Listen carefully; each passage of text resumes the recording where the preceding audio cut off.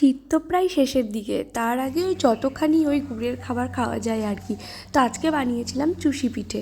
এটাকে অনেকে ছই পিঠেও বলে। তো এটা বানানো খুবই ইজি, ঘরে শুধুমাত্র দুধ আর চালের গুঁড়ো থাকলেই হয়ে যায়। তো প্রথমে কড়াই বসিয়ে নিয়ে জলটা গরম হয়ে আসলে তার মধ্যে পরিমাণ মতো নুন দিয়ে চালের গুঁড়োগুলো দিয়ে এখানে খুমোর বানিয়ে নিতে হবে। এটা কিন্তু করতেই হবে। তারপরে ভালো করে নাড়াচাড়া করে নিয়ে এটাকে নামিয়ে একটুখানি ঠান্ডা হতে দিতে হবে। ঠান্ডা হয়ে আসলে এবার এটাকে ভালো করে মেখে নিতে হবে।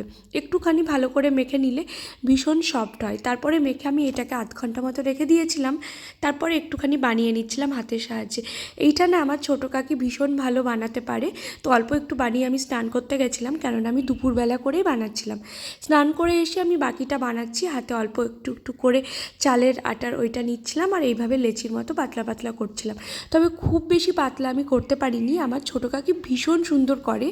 আমি তোমাদের কখনো ভিডিও করে দেখিয়ে দেবো, সত্যি দারুণ করে ছোটো কাকি। তো যাই হোক, এখানে দুধটা আমি একটু ফুটিয়ে নিচ্ছিলাম। দুধটা ভালো করে ফুটে আসলে আমি দুধের মধ্যে কিন্তু এলাচ দারচিনি দিয়ে নিয়েছিলাম। এবার যেগুলো বানিয়ে রেখেছি সেগুলো ওই গরম দুধের মধ্যে আস্তে আস্তে করে দিয়ে দেবো। তারপরে একটুখানি ভালো করে ফুটিয়ে নেব যেন এইগুলো সেদ্ধ হয়ে যায়। এগুলো যেহেতু চালের আটা দিয়ে বানানো, খুব তাড়াতাড়ি কিন্তু সেদ্ধ হয়ে যাবে। এদিকে আমি পরিমাণ মতো গুড় নিয়ে নিয়েছি। এবার গুড় দিয়ে খুব বেশি ফোটাবো না, একটু নাড়াচাড়া করে গুড়টা মিশে গেলেই আমি গ্যাস বন্ধ করে রেখে দিয়েছিলাম। দেখতেই পাচ্ছ খুব সুন্দরভাবে হয়ে গেছে। আর যেহেতু চালের আটা দিয়ে বানানো, থিকনেসটা খুব সুন্দর হয়, খেতে তো দারুণ লাগে।